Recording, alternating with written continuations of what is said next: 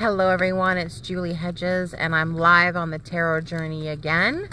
Tonight, I know I had the Tarot Journey show last night, but tonight I have a live update from the realms of the stars. This is an astrology update on the Tarot Journey. Thanks for taking a moment out tonight to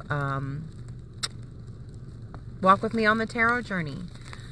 I'm talking tonight about the grand water trine that's going on in the sky right now, today, tomorrow, and a little slice of Thursday, your Thanksgiving Day.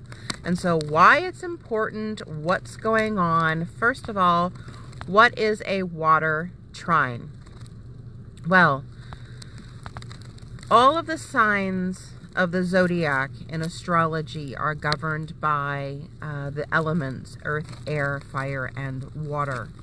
And so the water signs, first off, would be Cancer, and Scorpio, then Pisces. So if you are born under these signs, then you are born under the watery element. And water represents emotion. It represents sensitivity. It represents soul wisdom. It represents healing. So if you're born under those signs, those are some of your gifts, talents, and abilities too.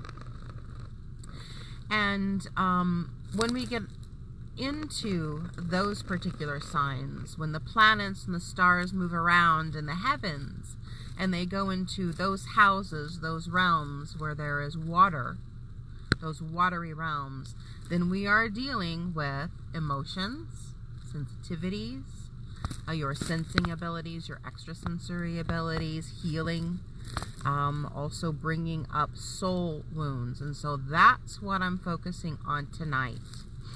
So maybe you've been really extra emotionally raw for the past few days. Maybe things from the old past stuff has been coming up for you.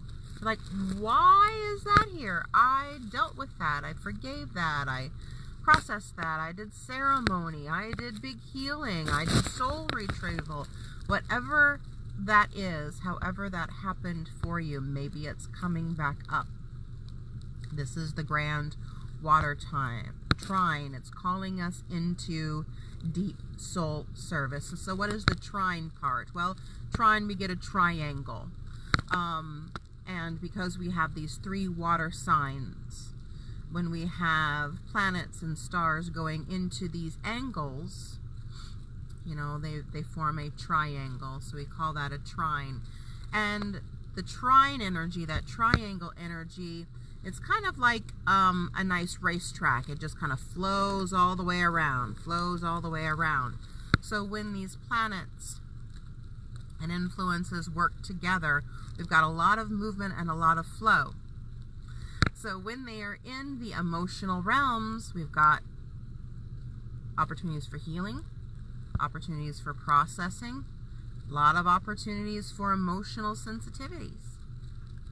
So just laying that out there, that if you are feeling those things, there is the support of the heavenly realm.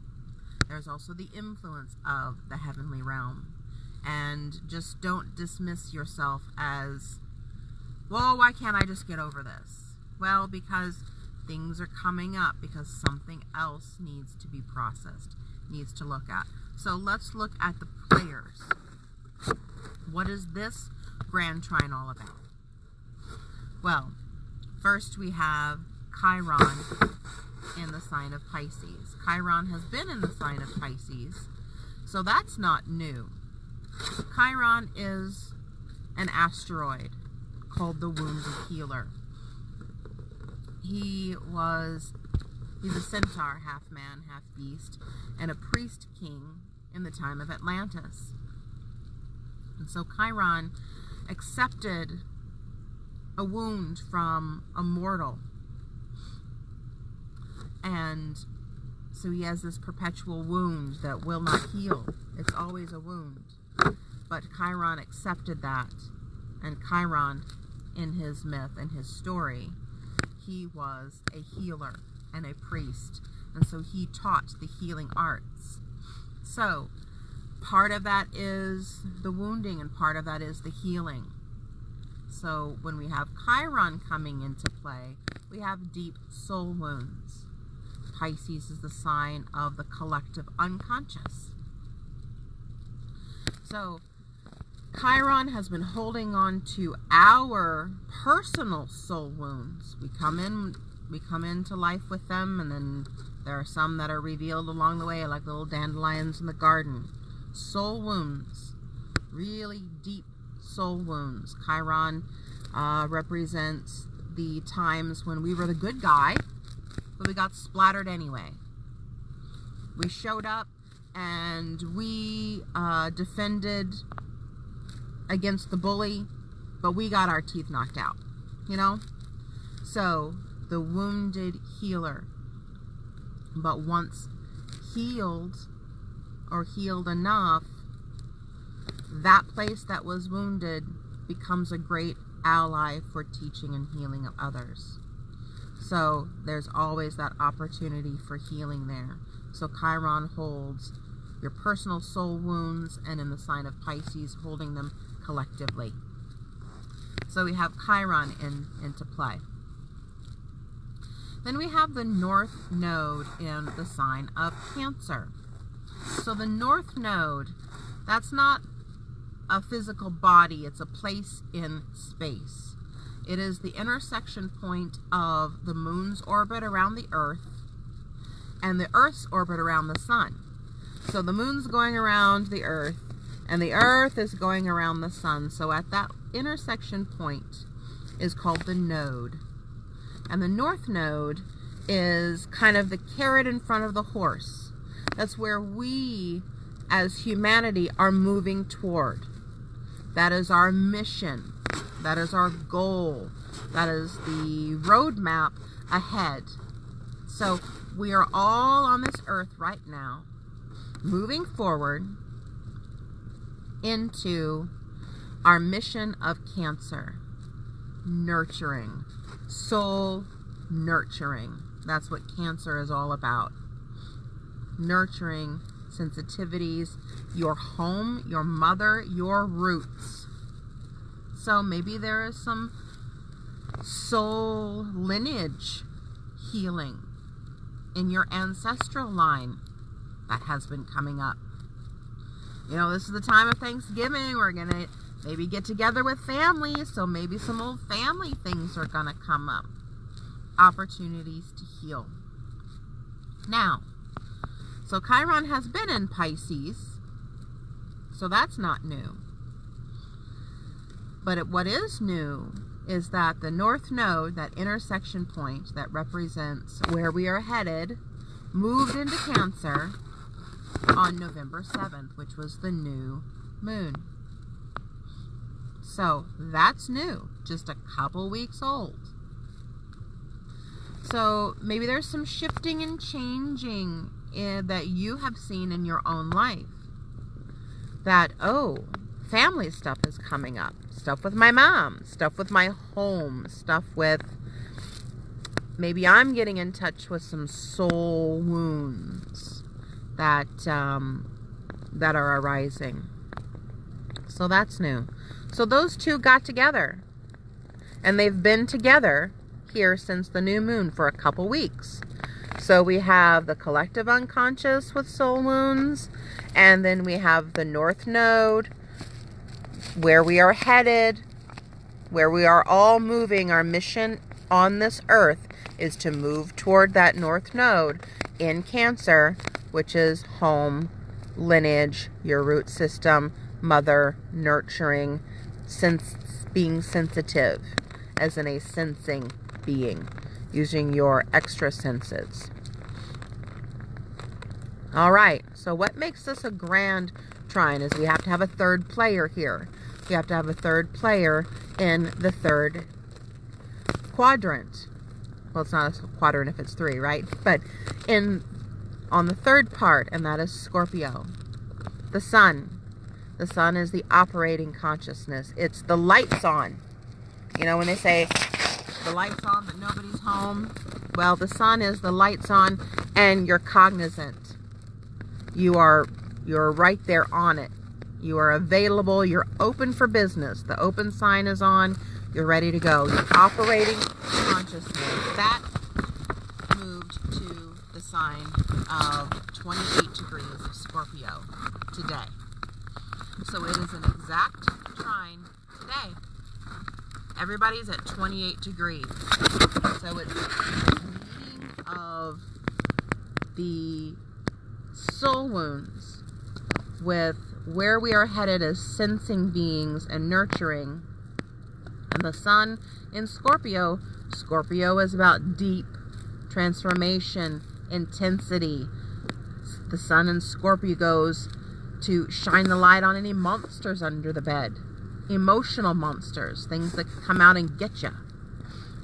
So, maybe there are some things in your closet. We all have them, things that maybe you've been afraid to look at. Things that seem too scary. Well, the light is flipped on now. So you can have an opportunity to look at them in the light, the sunlight of day. So this grand water trine is going to stay active all day today, all day tomorrow, until a little slice of Thursday morning. And so Thursday morning about 4:30 Eastern time, the sun moves into the sign of Sagittarius. So it's just this little window where the sun is giving your consciousness some time to process this. So that's why things might really be bubbling up to the surface right now, today, tomorrow, and part of Thursday as well. So I do want to read this. I wrote a post on my page earlier. It says, Chiron, wounded healer, formed a trine with the North Node at the new moon on November 7th. Today, November 20th, the sun, which is our operating consciousness, joins these two to form a grand water trine. The Scorpio sun spots light emotional monsters under the bed. There's no hiding anymore. You can see them.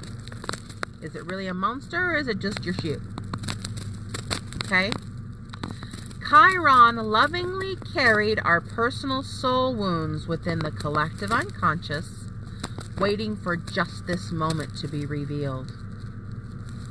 Waiting for the sun to just open that up so we can see them. So that it's not a monster. It might be just a shoe. The North Node insists that we commit to reveal and release our soul wounds so that all of us can be renewed. All of us on the earth. When we heal, when we do our healing work, that is paying it forward. That is paying it forward. So some of the things that you can do during this grand trine time is to, number one, understand that your emotional body is just as important as any other part of you. So acknowledge and nurture your emotional body and your emotions. And if you're watching this and you're thinking, what are emotions? That might be the first step for you to really nurture your emotions. Also, acknowledging your soul wounds. We all have them. These are the things that cut deepest into the core. So we are born with some soul wounds that we come here to heal through our whole lifetime. And we also have things pop up along the way like little dandelions. It is our job to heal them. Most importantly, I think, is to believe in your healing. It's one thing to acknowledge emotional wounds and soul wounds and hurts and frustrations, but it's another thing to believe they can be healed. So that's our job, to believe it. Believe it, feel it, heal it. And lastly, to commit to this healing. Now this little portal that has just been open for a day and a half, so today, tomorrow, and a little sliver of Thursday morning, this time is just a little teaser trailer to a time of about 2.5 years, starting this summer, about 2.5 years of really intense soul healing in the collective community of man. And I want to give props to, shout out to my friend and fellow astrologer, Carol Hahnemann, who gave me that phrase, the community of man, because the eclipses now, starting this summer, the eclipses now are in the Capricorn Cancer axis, the community of man. So we are healing in the community of man, and also our inner mother and father. So a lot of reparenting ourselves, a lot of looking at our inner child. That's what this 2.5 year period is all about. So this 2.5 days is just like a teaser trailer of that. So, to get in touch with your own soul wounds, to get some background and some more information about that, I recommend a Soul Path Empowerment Astrology session, because we talk about those things. I also can recommend an Akashic Records session where you look at the soul level truth of. So yes, I'm available for both services, Soul Path Empowerment Astrology or Akashic Records through the Pathway Prayer process. I am certified for both of those. Or I invite you to look at another practitioner whom you are comfortable to do some one-on-one work about really revealing and understanding your soul wounds so that they can be revealed and healed. So there's one last thing I want to talk about as I was logging in. Thank you for all the loves down there. I see them. I appreciate it. Thank you all for joining me tonight. One other little thing that I wanted to say is, as I was logging onto Facebook to get on my page to do live stream this evening, one of my dear friends and mentors, Neshi Lokotz, shared a post that on November 20th, 2016,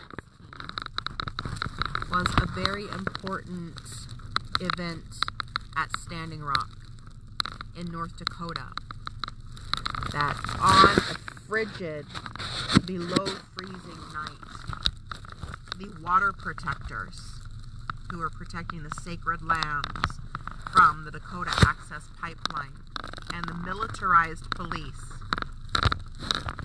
they were fired upon with grenades, like rubber grenades, and water cannons. So water cannons blast out water with the same intensity as like a fire hose. That's not like watering your flowers. That's like literally blasting a hole. So a water cannon, they call it a water cannon for a purpose.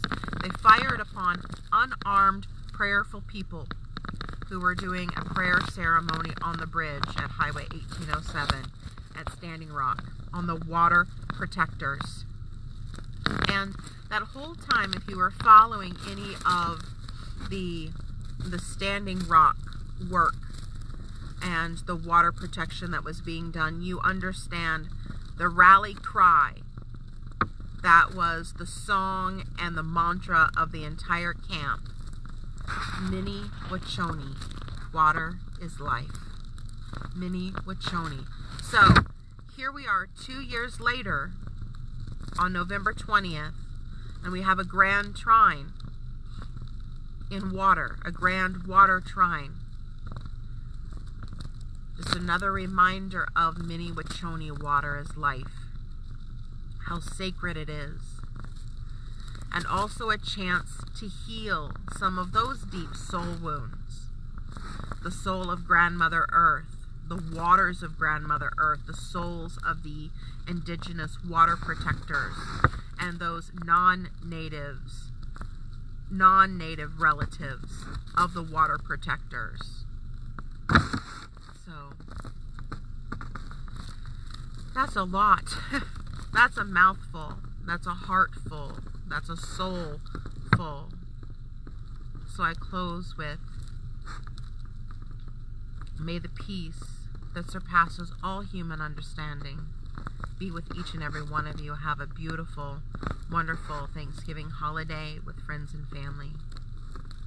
Om Shanti and Mni Wiconi. Water is life.